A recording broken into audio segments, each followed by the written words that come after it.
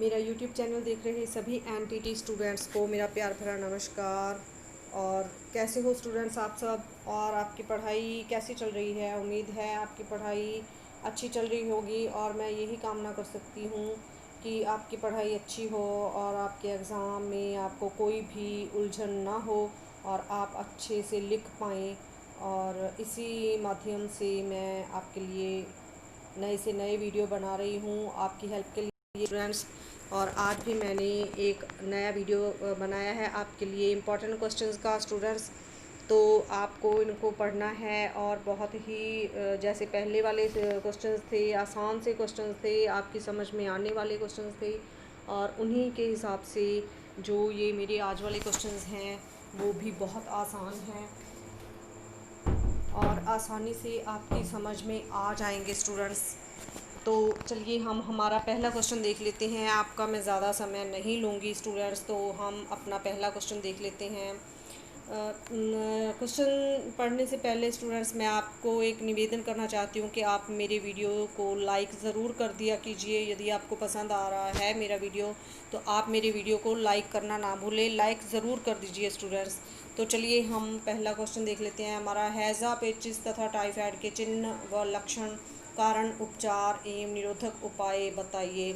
और यहाँ पे हमसे बताया गया है कि जो हैज़ा, पेचिस, टाइफाइड जैसी प्रॉब्लम्स हमारे शरीर में होती हैं, इनके चिन्ह कौन से होते हैं, लक्षण क्या हैं इनके, और कौन से कारणों से ये बीमारी जो हमें होती है और इसका इलाज क्या है स्टूडेंट्स।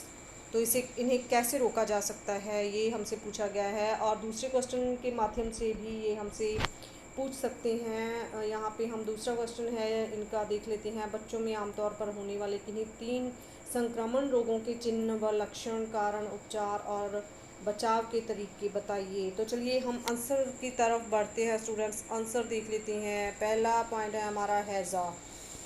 तो हैज़ा क्या है देख लेते हैं। यह तीव्रता से फैलने वाला संक्रामक रोग है। इसमें व्यक्ति का आहार तंत्र प्रभावित होता है और हैज़ा अतिसार रोगों का गंभीर रूप है। यह रोग अधिकतर गर्मी व पतझड़ के मौसम में होता है। स्टूडेंट्स देखिए, ये इसे आप अपनी तरफ से भी लिख सकते हैं कि हैज़ा जो है वो गंदे पानी से होता है। यदि हम जो उनमें कीटाणु होती हैं पानी में, और बिना फिर उबाले पानी पी लेते हैं और बिना साफ़ किए पानी पीते हैं, तो उससे भी ये हैज़ा हो जाता है। तो आप लोगों को जितनी जानकारी है सही होनी चाहिए और वो अपनी तरफ से भी आप लिख सकते हैं। डिफ़िकल्ट वर्ड्स आपको यूज़ करने की ज़रूरत नहीं है। तो सही इलाज ना होने पर इसकी मृत्यु दर 70% तक हो सकती है। यह रोग उन व्यक्तियों को अधिक होता है जो स्वच्छता के नियमों का पालन नहीं करते हैं। हैज़ा सभी आयु के लोगों को हो सकता है। पता है स्टूडेंट्स, सभी को पता है कि ये किसी को भी हो सकता है यदि कि वो अपने शरीर की या अपने खान पान की सफाई या अपने कपड़ों की सफाई नहीं रखेंगे तो उनको हैज़ा हो सकता है। तो इनके लक्षण देख लेते हैं स्टूडेंट्स। चिन्ह व लक्षण कौन से हैं। उल्टी एवं दस्त इस रोग के विशिष्ट लक्षण हैं। दस्त पतले एवं श्वेत होते हैं। दस्तों तथा उल्टियों के कारण जल की कमी हो जाती है तथा रोगी को प्यास अधिक लगती है। पेशाब बंद हो जाता है। रोगी का शरीर ठंडा पड़ जाता है। पेट में पीड़ा होती है। हाथ पैरों में ऐंठन होती है और आंखें पीली पड़ जाती हैं। परंतु उपचार ना मिलने पर रोगी की मृत्यु भी हो सकती है। तो स्टूडेंट्स, यदि हमारे शरीर में पानी की जो पानी रुक जाएगा जाना और पानी की कमी हो जाएगी और हमारा जो पेशाब है वो गंदा पानी निकलना भी बंद हो जाएगा, तो जाहिर है कि बीमारी बढ़ेगी और इससे यदि हमें इलाज नहीं मिलता है तो इससे हमारी मृत्यु भी हो सकती है। तो अगला कारण है, इसके कारण क्या हैं स्टूडेंट्स देख लेते हैं। हैज़ा कॉलरा वाइब्रो नामक जीवाणु से फैलता है। स्टूडेंट्स, ये कौन सा जीवाणु है। कॉलरा वाइब्रो नामक जीवाणु है जिससे ये फैलता है। ये दूषित पानी या भोजन द्वारा शरीर में प्रवेश करते हैं। रोगग्रस्त व्यक्ति के मल, उल्टी, थूक आदि से मक्खियाँ इन जीवाणुओं को उठाती हैं और खुले भोजन, पानी, दूध आदि तक पहुंचकर उन्हें दूषित कर देती हैं। ऐसा भोजन लेने पर व्यक्ति रोगग्रस्त हो जाता है। ये जीवाणु अंधेरे स्थानों व सूखे हुए थूक पर 2 से 3 माह तक भी जीवित रह सकते हैं। ये अनुकूल तापमान मिलते ही वृद्धि करने लगते हैं। गर्मियों की शुरुआत मार्च अप्रैल में यह रोग अधिक होता है। तो बहुत से सिंपल से पॉइंट हैं और आपको याद रखने वाले हैं। तो चलिए उपचार देख लेते हैं। इसका इलाज क्या है स्टूडेंट्स? सबसे पहले बच्चे का पुनर्जलयोजन करना चाहिए और डॉक्टर के आने या उनकी सलाह की प्रतीक्षा किए बिना जल योजन शुरू कर दें। कोई भी बच्चा जो गंभीर रूप से निर्जलीकरण से ग्रस्त दिखे और इसका कोई कारण ना पता चल रहा हो तो उसे हैज़ा से पीड़ित ही माने। बच्चे को दूसरों से अलग रखें व उसकी तथा उसके करीब रहने वालों की स्वच्छता पर विशेष रूप से ध्यान दें। खाना खाने व पानी पीने से पहले हाथ साफ करने की महत्वता पर जोर दें। तो खुद की भी सफाई रखें और बच्चे के आसपास की सफाई भी रखनी चाहिए। तो हैज़ा होने पर पीड़ित बच्चे व्यक्ति को बिना देर किए तत्काल डॉक्टर के पास या प्राथमिक चिकित्सा केंद्र भेज देना चाहिए।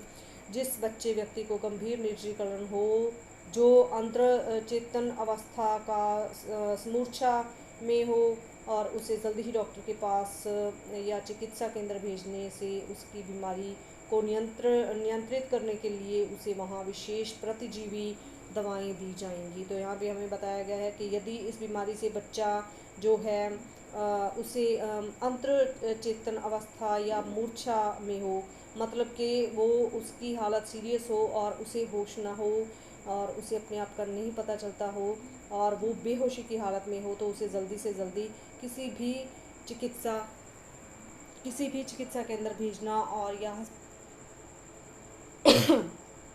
अस्पताल में भर्ती करवाना चाहिए। तो यहाँ पे उन्हें एंटीबायोटिक दवाइयाँ दी जाएंगी। इस दवा से बच्चे की जो हम कह देते हैं कि टॉयलेट संक्रमण मुक्त होती है और लेकिन उसकी सफाई व स्वच्छता पर ध्यान देना जारी रखना चाहिए। तो यहाँ पे हम आगे चलते हैं स्टूडेंट्स। सफाई व स्वच्छता पर ध्यान देना जारी रखना चाहिए। हैज़ा में समय समय पर ORS का घोल पिलाते रहना चाहिए। ये हमारे सामने ही स्टूडेंट्स बच्चों में आम ही होने वाला जो ये होने वाली प्रॉब्लम है और हम ORS घोल के बारे में भी सभी जानते हैं। तो इसमें कोई भी परेशानी वाली बात नहीं है कि आप ये क्वेश्चन नहीं लिख पाएंगे। निरोधक उपाय हैं स्टूडेंट्स। आगे हम इसके निरोधक उपाय देख लेते हैं। हैज़ा से बचाव के भी वही तरीके हैं जो दस्त से बचाव के लिए अपनाए जाते हैं। तो आगे है हमारे लिए पेचिस की प्रॉब्लम जो है, इसे देख लेते हैं। अतिसार दस्त जिसे कहते हैं, अतिसार का ही उग्र रूप पेचिस है। इसे आमसार या जो रक्ततिसार भी कहते हैं। इसे आमाशय और रक्ततिसार भी कहते हैं स्टूडेंट्स। चिन्ह व लक्षण इसके क्या हैं? तो इसके चिन्ह व लक्षण देख लेते हैं। इस गंभीर बीमारी का लक्षण दस्त लगना है पेचिस में। यहाँ पे टॉयलेट करते समय टॉयलेट के साथ खून व आम आता है, मतलब खून और जो रेशा जिसे कह देते हैं वो आता है। इसके साथ प्रात मल विसर्जित करने में दिक्कत होती है, इसलिए यह कब्ज जैसा ही लगता है। बच्चे की मल विसर्जित करने की इच्छा तो होती है पर जोर लगाने पर वो टॉयलेट नहीं आती बल्कि खून व आम आता है। इसके साथ ही पेट में तेज दर्द भी होगा। यह दर्द जो होता है अपेंडिक्स के दर्द से अलग समझा जाना चाहिए। जो अपेंडिक्स जो होती है हमारी वैसा दर्द इसका होता है, तो उससे वो नहीं समझना चाहिए जो कि पेट के खास हिस्से में होता है। जैसे जैसे बीमारी बढ़ेगी और अंतड़ियों की जो गतिविधियां हैं वो तेज़ होंगी, परिणाम स्वरूप दस्त की आवृत्ति बढ़ेगी। अगर संक्रमण गंभीर है तो बुखार, घबराहट, सिर दर्द, बेचैनी, सुस्ती रहेगी और बच्चे को अपने आसपास की किसी चीज़ में दिलचस्पी नहीं रहेगी। इस स्थिति में जीभ पर भी परत चढ़ जाएगी। ऐसी स्थिति में यदि इसकी चिकित्सा नहीं की गई तो यह जानलेवा भी हो सकती है। तो स्टूडेंट्स आपको पता है कि यदि हमारे अंदर में से खून या रेशा आना शुरू हो जाए तो ऐसी स्थिति बहुत ही सीरियस स्थिति होती है और ऐसे में हमें डॉक्टर के पास जाना चाहिए और डॉक्टरी इलाज ज़रूर लेना चाहिए। तो इसका कारण देख लेते हैं। मुख्य कारण हैं। एक है दंड्य, एक तरह का जीवाणु टाइफाइड के दंडाणु की तरह होता है, जो संदूषित पानी और या भोजन के माध्यम से आंतों तक पहुंचता है और व्यक्ति को संक्रमित कर देता है। दूसरा कारण है अमीबा नामक परजीवी के द्वारा होने वाला संक्रमण। जब संक्रमण इसके कारण होता है तब इसे अमीबी पेचिश कहते हैं। तो इसका उपचार देख लेते हैं। इसके उपचार के लिए दवा देना ज़रूरी होता है, इसलिए पेचिश से पीड़ित व्यक्ति बच्चे को बड़े चिकित्सा केंद्र में भेजना चाहिए। तो निरोधक उपाय हैं इसको रोकने के क्या उपाय हैं? इससे बचाव के तरीके वही हैं जो कि दस्त के लिए होते हैं, आपको दिए गए हैं। तो चलिए टाइफाइड है, टाइफाइड की प्रॉब्लम देख लेते हैं। अगला पॉइंट है हमारा स्टूडेंट्स, तीसरा पॉइंट है टाइफाइड। आंतरज्वर या टाइफाइड एक संक्रामक रोग है जिसका कारक सल्मोनेला टाइफी नामक जीवाणु होता है। तो स्टूडेंट्स कौन से जीवाणु से होता है? सल्मोनेला जीवाणु से ये टाइफाइड की प्रॉब्लम होती है। तो इसके चिन्ह व लक्षण देख लेते हैं। टाइफाइड की शुरुआत मामूली बुखार से होती है। 5 दिन से भी अधिक लगातार हल्के बुखार का रहना टाइफाइड का मुख्य कारण। मुख्य लक्षण है सिर दर्द व सामान्य तौर पर बेचैनी तथा बेजान रहना भी इसी का अन्य लक्षण है। बीमारी के बढ़ने पर दस्त भी लग सकते हैं। धीरे धीरे बुखार खतरनाक स्थिति तक बढ़ जाता है तथा बच्चा अविष्कुलता के लक्षण दिखाने लगता है। तो यहाँ पे आपको धीरे धीरे बुखार खतरनाक स्थिति तक बढ़ जाता है और बच्चा जो है अविष्कुलता के लक्षण दिखाने लगता है। तो जीभ मतलब आपको यहाँ पे अविष्कुलता के बदले में आपको यहाँ पे लिखना है कि बच्चा बेहोशी के लक्षण दिखाने लगता है। जीभ पूरी व लोमयुक्त हो जाती है, ऐसे में भूख मिट जाती है तथा निर्जलीकरण हो जाता है। टाइफाइड बुखार में छाती, गर्दन तथा पीठ पर लाल लाल दाने उभर आते हैं। तो ये टाइफाइड के लक्षण हैं स्टूडेंट्स। इसके कारण देख लेते हैं। टाइफाइड फैलाने वाला जीवाणु संदूषित भोजन व पानी से फैलता है। उपचार क्या है इसका जो ट्रीटमेंट है वो क्या है? यदि किसी बच्चे को 5 दिन से ज़्यादा बुखार रहे तो उसे डॉक्टर के पास PHC भेजें। यदि टाइफाइड का उपचार नहीं किया गया तो यह जानलेवा हो सकता है। टाइफाइड को विडाल परीक्षण द्वारा पहचाना जा सकता है। तो ये थे इसके उपचार स्टूडेंट्स। तो इसको रोकने के उपाय क्या हैं? निरोधक उपाय देख लेते हैं। बच्चों को टाइफाइड के लिए प्रतिरक्षी टीके लगातार लगवाकर उन्हें इस रोग से बचाया जा सकता है। हालांकि यह अल्पकालिक सुरक्षा है। इसके अतिरिक्त सुरक्षित और स्वच्छ पेयजल और भोजन टाइफाइड की रोकथाम में सहायक होंगे। लोग टाइफाइड के बुखार से आसानी से बच सकते हैं, अतः इस रोग की जानकारी होना अत्यंत ज़रूरी है। तो स्टूडेंट्स ये थे हमारे प्रॉब्लम्स हैज़ा टाइफाइड। और आगे बढ़ते हैं। हमारे पास अगला क्वेश्चन है कृमि ग्रसन से आप क्या समझते हैं? इसका विस्तार पूर्वक वर्णन कीजिए। कृमि ग्रसन स्टूडेंट्स जो हमारे भोजन के साथ हमारे अंदर जो कीड़े चले जाते हैं, वॉर्म्स जिसे कहते हैं, और वो उसका जो हमें तात्पर्य करना है और इसका विस्तार पूर्वक वर्णन करना है। तो यहाँ पे हमारा इसी के साथ अगला अथवा आहार तंत्र में प्रवेश करने वाले कृमियों का विस्तार से उल्लेख करते हुए उन्हें उनके चिन्ह व लक्षण, कारण, उपचार और निरोधक उपायों का वर्णन कीजिए। और यहाँ पे हमारे भोजन के साथ कीड़े कैसे चले जाते हैं, उनका जो उनके चिन्ह हैं वो कौन से हैं, उनको और हम उनको रोकना कैसे है, कैसे इसका उपाय कर सकते हैं। तो चलिए आंसर देख लेते हैं स्टूडेंट्स। कृमियों का हमारे शरीर में विभिन्न माध्यमों से प्रवेश करना कृमि ग्रसन कहलाता है, जिसके कारण बीमारी होती है। तो स्टूडेंट्स हमारे भोजन के साथ हमारे शरीर में कीड़े चले जाएं तो इससे हमें बहुत गंभीर बीमारी हो सकती है। ये कृमि शरीर के अंदर बढ़ते तो हैं पर ये शरीर में बहुगिनती नहीं होते, अर्थात शरीर में इनकी संख्या नहीं बढ़ती है। वे अंडे देते हैं जो प्राय टॉयलेट के रास्ते बाहर निकल जाते हैं, फिर पानी में लार्वा के रूप में विकसित होते हैं। अंडे व लार्वा वाला संदूषित पानी जब व्यक्ति ग्रहण करता है तो वे अंडे और लार्वा शरीर में प्रवेश कर वहाँ कीड़े के रूप में विकसित होते हैं। अगर व्यक्ति के पेट में बहुत अधिक कृमि ग्रसन है तो इसका मतलब उसने बहुत ज़्यादा अंडों या लार्वा का अंत ग्रहण किया है। इसी प्रकार कृमि का आधा से इसी प्रकार कृमि का आधा जीवन चक्र मानव शरीर के अंदर व आधा जीवन चक्र मानव शरीर के बाहर पूरा होता है। इनमें से गोल कृमि या सूत्र कृमि ज़मीन पर भी रह सकते हैं, जबकि फीता कृमि दूसरे जीवों में परजीवी के रूप में रहते हैं, जैसे जानवरों के जीवों के दूसरे जीव जैसे जानवर या मानव होता है। इन कृमियों का उपचार किया जा सकता है, लेकिन एंटीबायोटिक दवाओं से नहीं। कृमि ग्रसन के लक्षण कृमि के प्रकार पर निर्भर करते हैं। नींद आना, ऊर्जा की कमी, कुपोषण, खून की कमी आदि तथा अधिक गंभीर जो उदास्यपटी जैसे लक्षण हो सकते हैं। स्टूडेंट्स, यहाँ पे हमें बताया गया है कि उदास्यपुटी जैसे लक्षण हो सकते हैं। ऐसी स्थिति में रोगी को डॉक्टर से तुरंत परामर्श लेना चाहिए, डॉक्टर की सलाह लेनी चाहिए। तो आगे देख लेते हैं इनके कारण क्या है। स्टूडेंट्स, ग्रसन के कारण, हमारे भोजन में कीड़े जाने के कारण क्या है।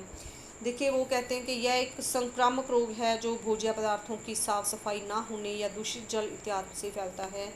कृमि संदूषित पानी व भोजन के शरीर में प्रवेश करते हैं। इसके अलावा व्यक्तिगत स्वच्छता की कमी के कारण भी कृमि ग्रसन हो सकता है। और उदाहरण के लिए अंगुलियों के गंदे नाखूनों में कीड़ों के अंडे होते हैं, और जब इन्हीं उंगलियों से खाना खाया या पकाया जाए तो ये कीड़े पेट में चले जाते हैं। तमाम बातों का निष्कर्ष यह है कि शरीर की स्वच्छता के प्रति उदासीनता का नतीजा ही पेट में कृमि का होना है। तो यहाँ पे जाहिर है स्टूडेंट्स, हमें खाना जो है स्वच्छ खाना चाहिए, और पहले उसे देख लेना चाहिए अच्छी तरह से कि वाकई जैसे हमने सफाई से बनाया था और वैसा ही साफ़ है, कहीं इसके अंदर कुछ चला तो नहीं गया है। और अपने हाथों की और कपड़ों की सफाई भी इसके साथ होनी चाहिए। तो सफाई नहीं होने से ही ये जो प्रॉब्लम है वो होती है। तो चलिए आगे चलते हैं। आहार तंत्र में प्रवेश करने वाले सबसे आम कृमि निम्न हैं। तो आहार तंत्र में लीवर में प्रवेश करने वाले जो हैं गोल क्रिम, यहाँ पे हमें पहला जो पॉइंट है गोल क्रिम जो हैं उनके बारे में देख लेते हैं। यह बच्चों के आहार तंत्र में सबसे अधिक पाए जाने वाला आम क्रिम है। यह कृमि गोलाकार और दोनों सिरों पर कुछ पतला होता है। यह लंबा, चिकना, सफ़ेद रंग का और करीबन 20 सेंटीमीटर लंबा होता है, और जो बच्चे की टॉयलेट में देखा जा सकता है। कीड़े के अंडों वाला संदूषित पानी पीने से यह व्यक्ति के शरीर में प्रवेश कर जाता है। अंडे बच्चे की आंतड़ियों को अपना आश्रय स्थल बनाते हैं और फिर इन अंडों में से लार्वा निकालते हैं। इसके बाद ये रक्त प्रवाह के साथ साथ फेफड़ों से होते हुए पेट में प्रवेश करते हैं। यहाँ ये कृमि के रूप में विकसित होते हैं। ये कृम पुन अंडे देते हैं जो टॉयलेट द्वारा शरीर से बाहर निकल जाते हैं। गोल कृम का पूरा जीवन चक्र 2 सप्ताह में पूरा होता है। तो ये पॉइंट आपको सारा याद करना है स्टूडेंट्स, कहाँ से ये अंडे शुरू होते हैं, कैसे कृमि हमारे जो लीवर में पहुंचते हैं, और कहाँ से कहाँ होकर वो हमारे जो आखिर तक अपना सप्ताह जो है पूरा करके कैसे वो हमारे शरीर से बाहर निकलते हैं। तो ये आपको याद कर लेना है। और चलिए हम इसके चिन्ह व लक्षण देख लेते हैं। कृमि से होने वाला संक्रमण कितना है, इसके आधार पर बच्चे में अलग अलग लक्षण दिखाई देते हैं। अगर पेट में कीड़े बहुत अधिक हों तो पेट फूला व सूजा हुआ दिखाई देगा, और कभी कभी कीड़ों का गुच्छा पेट को हाथ से छूने पर महसूस भी किया जा सकता है। जब कीड़े पेट में होते हैं तो वे ऊपर की ओर भी आ सकते हैं। ऐसी स्थिति में बच्चे को उल्टी हो सकती है, जिसमें ये कीड़े उपस्थित होते हैं। जब ये लार्वा फेफड़ों से गुजर रहे होते हैं तो उस जगह जलन सी हो सकती है, जिसके कारण सूखी खांसी होती है। ऐसा विशेषकर रात में होता है। साथ ही सोते समय बच्चे की गर्मी की अनुभूति भी होती है। कभी कभी शरीर पर पित्ती भी उछल आती है। तो आगे है हमारा ये आंसर, यदि बच्चे के शरीर में क्रिम बहुत अधिक हों तो बच्चा जो भोजन खाता है वह खाना क्रीम खा लेता है, और जिसके कारण बच्चा कुपोषित हो जाता है। ऐसी स्थिति में बच्चे को खूब भूख लगेगी, क्योंकि उसका पोषाहार क्रीम ग्रहण कर रहे हैं, पर बाद में निष्क्रियता व लगातार पेट दर्द के कारण भूख कम हो जाती है। इसके अलावा यदि त्वचा गंभीर रूप से कृमि से ग्रस्त हो तो धीरे धीरे उसकी ऊर्जा खत्म हो जाती है और इस कारण वह हर समय सुस्त रहता है व उसे चक्कर आते हैं। कृमि खाने के पाचन व अवशेषण में भी बाधा डालते हैं, जिससे कि शरीर में विशेष रूप से विटामिन B12 की कमी हो जाती है। इस कारणवश कोर्निया मुखपाक हो जाता है, अर्थात मुंह के किनारे कट जाते हैं। कभी कभी यह कृमि ग्रसन के प्रारंभिक लक्षण के रूप में सामने आता है। तो इसका उपचार देख लेते हैं स्टूडेंट्स, क्या है इसका उपचार है स्टूडेंट्स। बच्चे की टॉयलेट की जांच करवाकर पता लगाया जा सकता है कि उसमें कृमि है या नहीं, और क्योंकि कृमि का जीवन चक्र 2 सप्ताह से अधिक का होता है तो बच्चे को 15 दिन में 2 बार दवा देनी पड़ेगी, ताकि वयस्क जो है कृमि तथा लार्वा जो बाद में कृमि में विकसित हो जाते हैं पूरी तरह ख़त्म हो जाएं।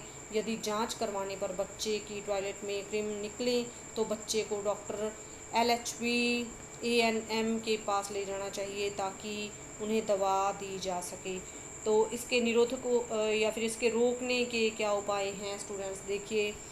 इससे बचाव के तरीके वही हैं जो कि दस्त के लिए हैं। स्वच्छता बरतना ही कीड़ों से बचाव का बेहतर तरीका है। तो सेकंड पॉइंट है स्टूडेंट्स हमारे पास सूत्रकृमि क्या होते हैं। यह सफ़ेद और धागे के छोटे छोटे पतले टुकड़ों की तरह दिखाई देते हैं और संदूषित जल द्वारा इनके अंडे शरीर में प्रवेश करते हैं और ये बड़ी आंत में विकसित होते हैं। जब ये पूरी तरह विकसित हो जाते हैं तब शाम या रात को गुद्दा से बाहर निकलकर गुद्दा के आसपास की त्वचा पर अपने अंडे देते हैं। उस समय गुद्दा के आसपास काफ़ी जो खुजली होती है, इस समय संभवतः बच्चा खुजली करेगा और ऐसा करने से अंडे उसके नाखूनों में चले जाते हैं। फिर जब इन्हीं गंदे नाखूनों वाले हाथों से बच्चा खाना खाता है तब अंडे उसके शरीर में प्रवेश कर जाते हैं।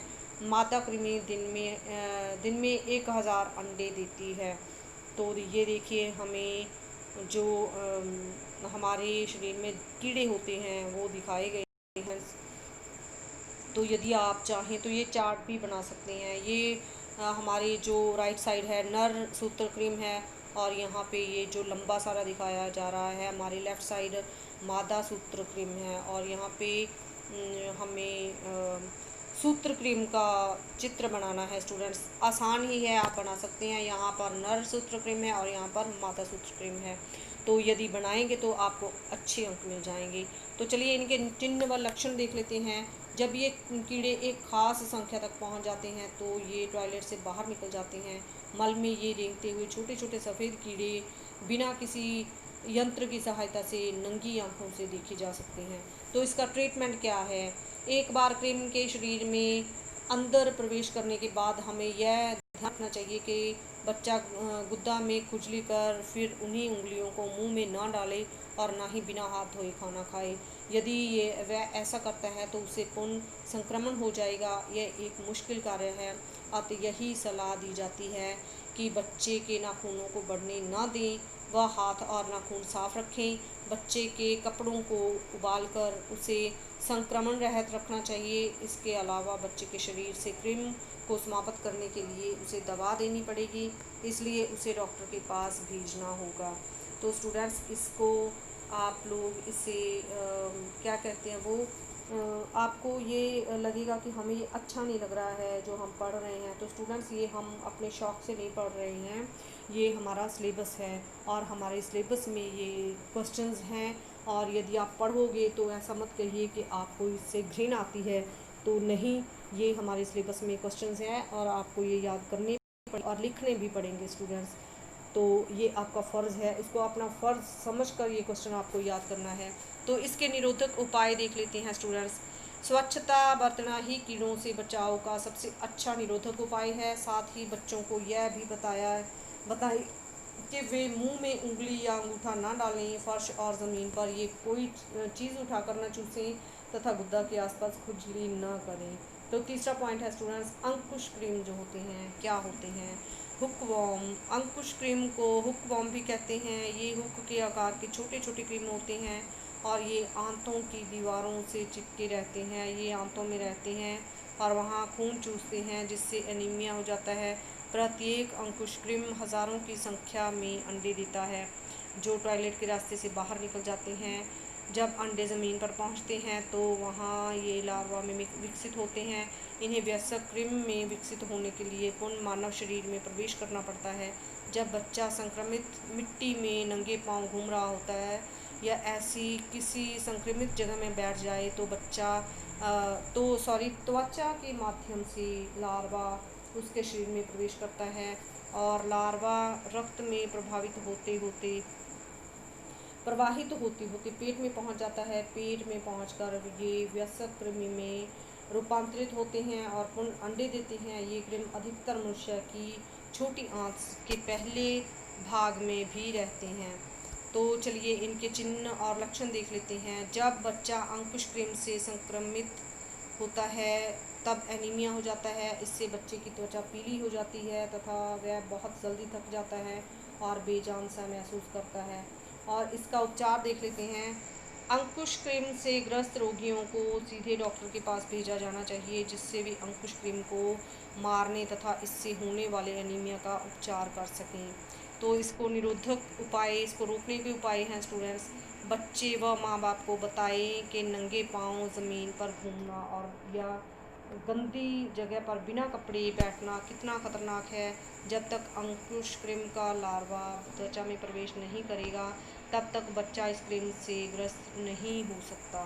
तो स्टूडेंट्स ये थे हमारे इम्पॉर्टेंट क्वेश्चंस और बहुत आसान है। और हमारे पास साथ जो हमेशा आम ही होने वाली बातें हैं, ये सभी जो बताई गई हैं और जो प्रॉब्लम्स हैं वो भी हमें होती ही रहती हैं, कभी बच्चों में तो कभी बड़ों में। तो इनको याद करना मुश्किल बिल्कुल भी नहीं है, आपको ये याद हो जाएंगे। मैं फिर से कह रही हूँ, आपको ये याद करने हैं और लिखने भी है क्योंकि हमारे सिलेबस में है और आपको याद करने हैं। तो चलिए आप लोग अपनी तैयारी कीजिए और मेरे इस वीडियो को लाइक करना मत भूलिए। मैं लाऊंगी आपके लिए एक नई वीडियो। तो स्टूडेंट्स मुझे दीजिए आज्ञा, मिलती हूँ आपके साथ एक नई वीडियो के साथ। तो नमस्कार।